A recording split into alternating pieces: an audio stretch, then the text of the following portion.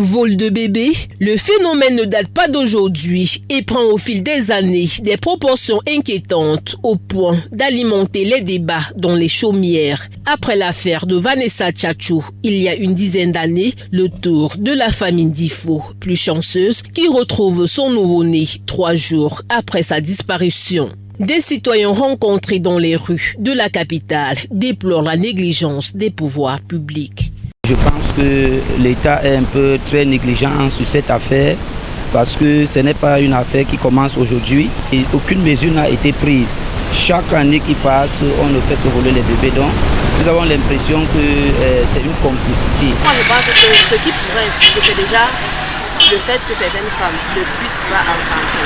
Déjà, elles ne peuvent pas se retrouver des autres moyens. La recrudescence des enlèvements de bébés dans les maternités et domiciles n'est pas un fait isolé selon des sociologues. Ce fait social a des enjeux économiques qui s'inscrivent dans des grandes mafias ou encore l'une des solutions pour certains de sauver leur foyer. Pour penser à mettre fin à ce phénomène, il va falloir combattre l'activité dans le marché noir.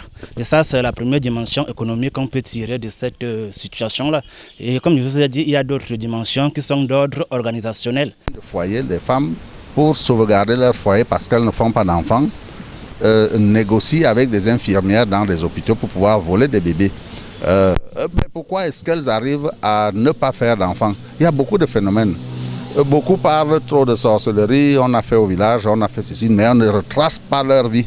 D'après ces experts et citoyens, ces cas mettent en cause la capacité opérationnelle du dispositif sécuritaire dans les maternités. Si des dispositions sont prises, le phénomène va regresser, apprend-on.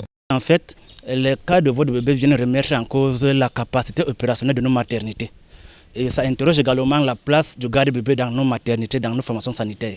Figurez-vous, s'il y a des dispositifs qui permettent à ce que les gardes malades soient avec leurs malades, ça va faire reculer ce phénomène. Il y a au niveau des centres de santé, il faudrait que nous observons aussi un phénomène de multiplicité des centres de santé dans le pays. Ces centres de santé doivent, je crois que le ministre a commencé à réfléchir dessus. Mais je crois aussi que la vérité est que beaucoup de structures sont multipliées sans documents. Et pour l'homme de droit, la loi encadre l'enlèvement de bébés et la peine est appliquée en fonction des cas. La loi pénale camerounaise réprime bel et bien l'enlèvement des mineurs. Ça peut être constitutif d'un délit ou d'un crime selon les cas. S'agissant du bébé enlevé à Ekoumdoum, si l'on s'en tient au code pénal camerounais, c'est l'article 353 du code pénal qui sera opposable ou alors opposé à l'auteur et à son ou ses complices éventuels. Le vœu des citoyens est qu'en plus des caméras de surveillance, que les gardes malades soient acceptés dans les maternités pour renforcer la sécurité autour des nouveau-nés.